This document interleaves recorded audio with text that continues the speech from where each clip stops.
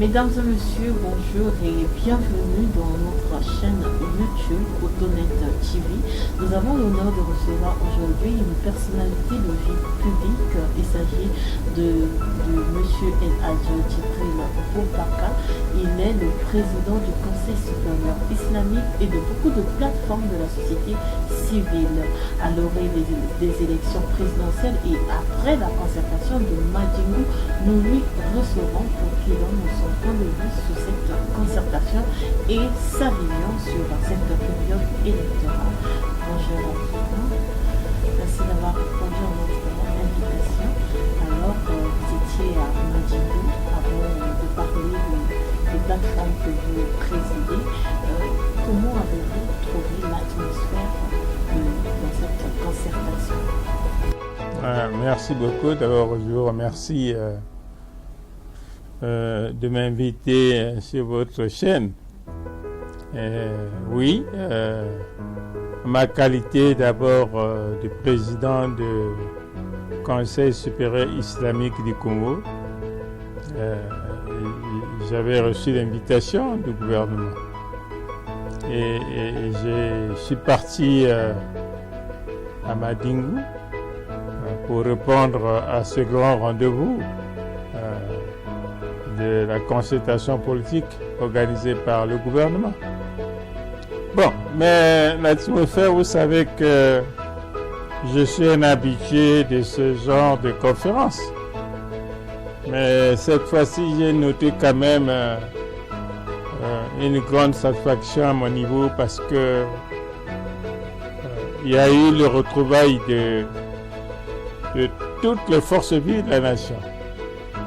C'est-à-dire que les partis politiques de la majorité, du centre et de l'opposition, comme vous appelez l'opposition radicale, l'opposition modérée, et même l'opposition républicaine.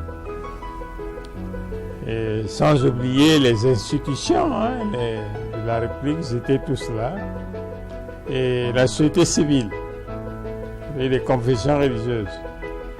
Donc pour moi, c'était une ambiance vraiment démocratique et très intéressante parce que c'était pour moi la première fois de voir toutes ces forces se retrouver pour échanger sur les questions qui préoccupent notre pays, surtout à la veille des élections qui vont se dérouler dans notre pays au mois de mars, les élections présidentielles. Donc, pour aller tout droit au but, pour dire qu'il y avait des questions quand même qui ont suscité la réaction des participants. Des questions, par exemple, concernant le recensement général de la population, et des questions concernant la biométrie et des questions concernant l'élection des militaires par les militaires 2 jours avant l'élection normale. Bon, mais je pense que toutes ces questions,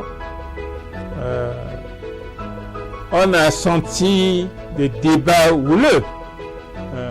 D'abord, la question de recensement général. Cette question a été défendue par le gouvernement dans le sens que nous sommes pratiquement à 3 mois des élections. Et il est difficile, dans cette crise de pandémie que nous avons connue, d'organiser des recensements généraux qui va mettre en place encore la nouvelle, ce qu'on appelle nomenclature des élections dans notre pays et changer un peu la matrice. Alors, à ce niveau-là, je pense que les raisons avancées ont été légitimes et on a pensé que il était normal d'aller dans le sens de la révision des listes électorale. Parce que là... Oui, nous allons y revenir, mais avant, quelle était la pertinence de la participation des confessions religieuses à cette concertation? Ah, voilà. Donc, je pense que nous, les confessions religieuses, madame, vous savez que lorsqu'il y a des débats politiques, nous jouons le rôle de couloir. Et nous jouons le rôle d'apaisement, nous jouons le rôle d'observateur. Donc, nous avons au contraire assisté aux échanges houleux entre les partis de l'opposition et les partis du pouvoir et les partis du centre. Houleux dans quel sens? C'est-à-dire que ce sont les arguments qu'il faut verser dans le débat. Et ce qui est important, c'est les conclusions que nous avons tirées consensuellement. Donc on peut dire que vous êtes témoin si aujourd'hui, avant ou après les élections, il se passe quelque chose de grave, des confessions religieuses, vous avez votre part de responsabilité. Je pense que nous avons opté tous sur les élections apaisées. Et pour éviter au peuple congolais de tomber encore dans les problèmes que nous regrettons toujours, des guerres ou bien des prisons ou des menaces. Non, nous voulons les élections apaisées. C'est pour cela que j'ai salué la présence de tous ces leaders. Comme ça au moins, il n'est plus question d'être surpris sur les mesures qui peuvent tomber et en faisant quelque sorte que les élections soient maintenant comme un élément de déstabilisation dans le pays. Et je pense que non, nous les confessions religieuses, nous sommes des témoins des engagements pris par le pouvoir, par le gouvernement, par les partis de l'opposition, partis au centre. Et je pense qu'on peut avoir espoir. Beaucoup de personnalités de l'opposition ont participé à cette concertation. Je peux citer Mme Claudine Monari et M. Kolela, mais nous avons aussi constaté l'absence marquée de M. Frédéric Bichamo, alias Toumi, alors qu'on sait qu'après les élections passées, il y a eu une guerre dans le département du Pôle et il était un acteur. Est-ce que son absence ne vous laisse pas un peu inquiet par rapport à la suite? Non, je pense que moi j'étais assis tout juste derrière la chaise du pasteur Toumi. Et le pasteur Toumi, sa chaise est restée vide, mais son représentant était là. Il avait son représentant, c'est comme le candidat, le président Jean Mathias. Il n'était pas dans la salle, mais son représentant était là. Donc le parti politique de M. Frédéric Bichamo a participé Ils étaient là. À cette conférence. Il était là et dans la masse des représentants. Parce que je me suis interrogé, mais il est où le fauteuil là va démarrer? Bon. Lui-même, on ne l'a pas vu, mais on me dit non, son représentant est là. Bon, j'ai dit, il n'y a pas de souci. Donc, mais ce qui est important, madame, c'est, vous avez cité le président Kolela. Il était là. Vous avez cité la présidente Mounari, elle était là. Mais il faut citer tous les autres responsables, les Kinyongo, les Fila et tous les autres, Mabiala, pardon, le Tchati Mabiala. Ils étaient tous là et donc c'est des grands leaders. Et le secrétaire général du PCT, il était là aussi. Donc, les représentants des partis du centre, le ministre la Mateta, il était là aussi avec les autres. Donc, Moi, j'ai vu en tout cas la présence des leaders politiques. Cette concertation n'est pas la première concertation de ce genre. Nous avons eu des dialogues, le dialogue de Sénétique et d'autres dialogues. Quelle est la particularité de celle-ci? Bon, mais la particularité qu'il faut noter que c'est une concertation qui s'est organisée dans une période de pandémie, et qui s'est organisée pendant qu'on attendait la tenue du Conseil national de dialogue. Mais ce conseil consultatif a été renvoyé par rapport au programme du calendrier des élections. Et à ce niveau-là, je pense que ce qui est important, les Congolais ont refusé de mettre en cause la Constitution. Parce que lorsqu'on va dans la décision, dit qu'on va mener aux élections, ou bien par la transition, commençons par la transition, repousser la date, ça va vous amener à la mise en cause de la Constitution. Et je pense qu'à ce niveau-là, la constance du gouvernement, du président de la République, de maintenir cette date au respect de la Constitution, rassure tous les démocrates, dans le sens que nous sommes dans une république qu'il faut respecter, quelle que soit la situation. Et ce qui fait que aujourd'hui, nous avons retenu l'essentiel. Parce que lorsqu'on parle des élections, la biométrie, mais la biométrie a commencé depuis CBT, depuis Ouesso, mais le gouvernement a péché à ce niveau-là parce que le gouvernement n'a pas pu avancer vite ce dossier. Je pense que au lieu de traîner sur cette question, nous avons dit non, allons-y aux élections. Voilà, bulletin unique que nous avons retenu. Ça, c'est au moins quelque chose qu'on a pu arracher. Et ce qui est de nouveau aussi, c'est les élections des militaires, c'est-à-dire la fonction publique. Cette révision va faire en quelque sorte que nous puissions dégager les noms des militaires qui étaient alignés dans la liste du corps électoral et faire sortir leur liste à part et qui doivent organiser les élections à leur niveau, c'est-à-dire au niveau des états-majors. Mais sous le contrôle. N'influencera pas les militaires qui sont aussi des citoyens comme les autres. Est-ce que cela ne va pas influencer notre armée? Bah, vous dites bien que de voter pour tel ou tel candidat. Est-ce qu'on arrivera? Je pense que les Congolais, civils ou militaires, sont des gens avertis, sont des démocrates.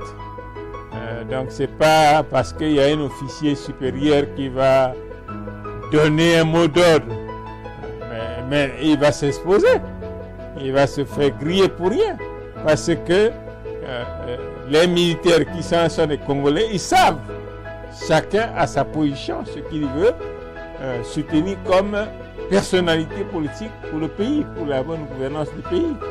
Donc c'est pas un soldat ou bien un général qui va instruire aux militaires pour dire non, vous devez voter obligatoirement un tel.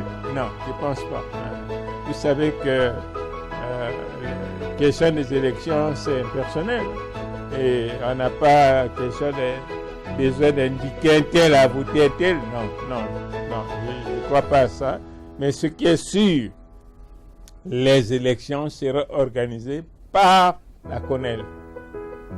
C'est CONEL qui gère, c'est-à-dire que dans ces bureaux de vote, il y aura les représentants de chaque candidat.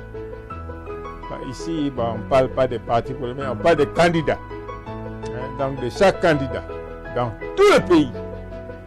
Et à partir de là, ces candidats sont les témoins de voir la transparence et la bonne gouvernance des élections. Donc je pense qu'on n'a pas trop d'inquiétude à ce niveau-là. Malgré l'insistance du ministère de l'Intérieur à dire aux partis politiques de s'impliquer dans tous les villages, dans tous les coins de la République du Congo, on constate qu'il y a des partis politiques, peut-être parfois de moyens, qui n'ont pas de points, des partis dans certains pays, dans certains coins, comme dans le département de la Nicoya. Est-ce que ces candidats auront aussi des représentants? Est-ce Est-ce que cela ne fera pas, cette situation ne fera pas défaut à vous? En tout cas, madame, selon les débats que nous avons suivis, lorsqu'on est candidat, on doit être représenté partout dans le pays. On n'est pas candidat parce que j'habite Brazzaville, je reste à Brazzaville, non. On est candidat parce qu'on représente le peuple congolais.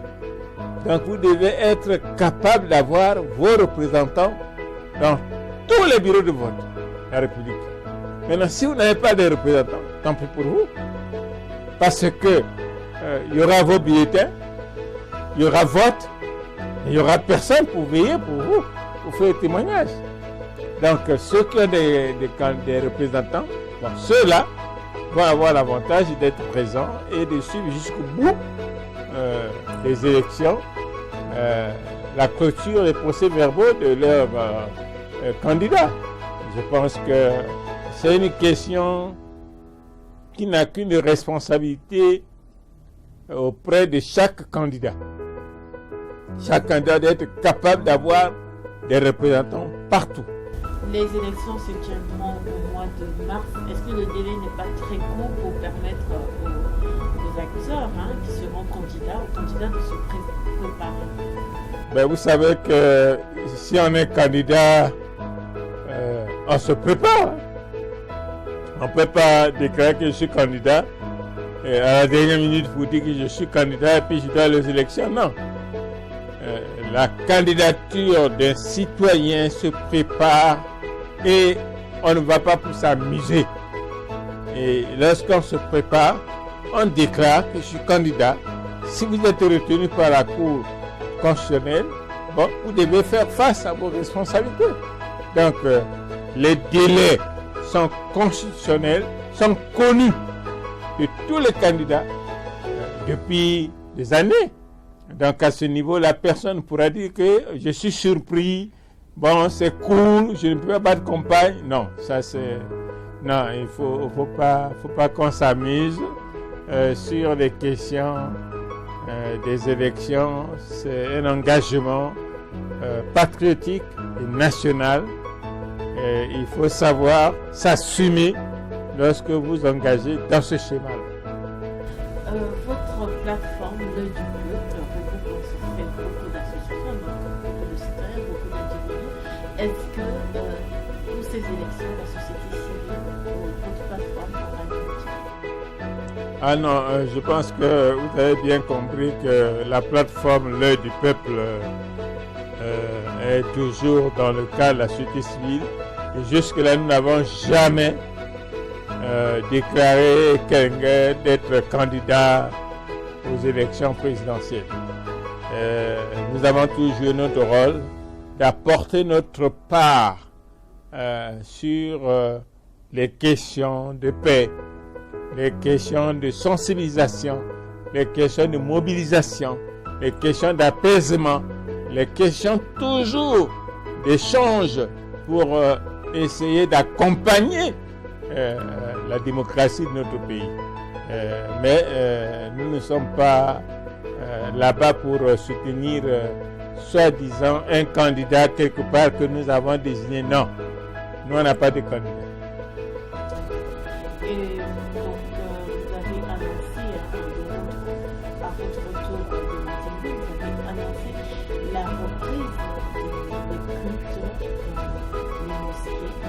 Comment est-ce que cette décision a été annoncée, tout en sachant que les musulmans sont nombreux et ne peuvent pas organiser un culte dans cette période de crise sanitaire peut-être difficile? Oui, très bonne question, madame. Vous savez que nous sommes des spirituels et on ne blague pas avec la spiritualité. Malgré la décision du gouvernement, la pandémie, de nous réduire le nombre de 50 par mosquée pour prier dans nos cultes là-bas, mais nous avons déjà avant autorisé les mosquées de l'intérieur, partant de Pointe-Noire et tous les autres départements. Et c'était passé depuis le 10 octobre d'ouvrir les mosquées et de prier. parce qu'on pensait que le gouvernement devait apporter un peu de compréhension sur cette question. Mais malheureusement, la situation pandémique ne fait que augmenter les patients, les malades par-ci par-là. Bon, nous avons dit, écoutez, on ne va pas continuer à bloquer les musulmans pour leurs prières parce que, qu'on veut ou pas, nous prions toujours dans nos maisons. Hein. Nous avons passé le ramadan comme ça dans nos maisons, nous avons passé les fêtes de pèlerinage dans nos maisons. Bon, nous disons que la prière aussi fait partie des médicaments. Donc il faut que les musulmans se libèrent de cette question. Il ne faut pas que la pandémie la bloque le regroupement des musulmans pour leur prière. Bon, maintenant, les questions de nombre, ça c'est nous continuer à pleurer auprès du gouvernement pour qu'ils puissent nous comprendre. Mais nous sommes obligés de respecter les règles barrières, de faire en quelque sorte que les musulmans ne soient plus des personnes qui prient collées, mais on prie maintenant avec le respect des distances qu'on nous a autorisé d'émettre et avec les bavettes que nous portons, avec le lavement des mains, avec la désinfection de nos centres de culte. Et tout ça, ça fait partie de l'accompagnement que nous devons suivre les règles du gouvernement. Mais sinon, les musulmans, avec l'accord des imams de Brazzaville, on est tombé d'accord d'ouvrir les mosquées depuis le 3. Et maintenant, il y a des mosquées, peut-être avec le grand nombre de personnes qui peuvent venir les vendredis, peuvent déborder. Nous avons dit, si vous sentez qu'il y a un débordement, vous fermez les portes. Mais parce que pour éviter de rentrer à porte-à-faux avec le gouvernement sur les règles barrières, pour les poursuites, les amendes, c'est pas intéressant. Mais la prière reste pour nous un élément clé pour tous les musulmans dans notre pays. Et nous continuons à prier pour notre pays, pour les malades, pour les morts. Quand nous sommes presque à la fin de cette émission, qu'est-ce que vous voulez dire aux internautes qui nous ont suivis? Ah, merci madame. Vous savez que notre souhait, c'est de encore ramener nos pensées dans le sens de solliciter aux partis politiques, d'accorder au peuple congolais la paix. Et que les élections, ce n'est qu'un moment donné qu'on peut passer et puis après, on rentre dans la gestion du pays. Les élections ne doivent pas être comme les éléments de déstabilisation de notre pays. C'est pour cela que comme ce sont des partis politiques et quelques individus qui sollicitent le suffrage national du peuple congolais, il faut qu'il y ait du respect de ce peuple, ne pas nous amener dans les désordres inutiles. Parce que le peuple aspire pour la paix et l'apaisement, la tranquillité. C'est ce que nous pensons que les élections qui vont venir seront des élections apaisées et de faire en quelque sorte que notre pays ne revienne plus sur les situations que nous avons connues les années passées. Que Dieu nous protège. Merci beaucoup, mais je souhaite vous poser cette question parce que on dit que la société civile c'est le modérateur de la République. Est-ce que votre porte est ouverte aussi pour les opposants ou pour les partis politiques de l'opposition ou vous ne travaillez pas avec les partis politiques? Ah, vous savez que le président Eladji Boubacar est pour tous les partis politiques. Donc que ce soit les partis du pouvoir, que ce soit de l'opposition modérée, l'opposition radicale, l'opposition républicaine et les partis du centre, les jeunes, les femmes, les vieux. Vous savez, je suis à la cité. Je suis à l'écoute du peuple. Et nous écoutons tout pour essayer de faire en quelque sorte que nous ramenons la synthèse constructive au niveau des décideurs. Merci beaucoup d'avoir répondu à votre invitation de M. El Hadji Boubacar. Vous êtes président du Conseil islamique ici au Congo. Vous dirigez également beaucoup de plateformes de la société civile comme la plateforme du peuple et l'organisation syndicale. Merci d'avoir répondu à votre invitation. Mesdames et messieurs, merci de votre aimable attention. Nous vous retrouverons la semaine prochaine à la même heure, toujours sur notre chaîne YouTube pour un nouveau numéro. Merci.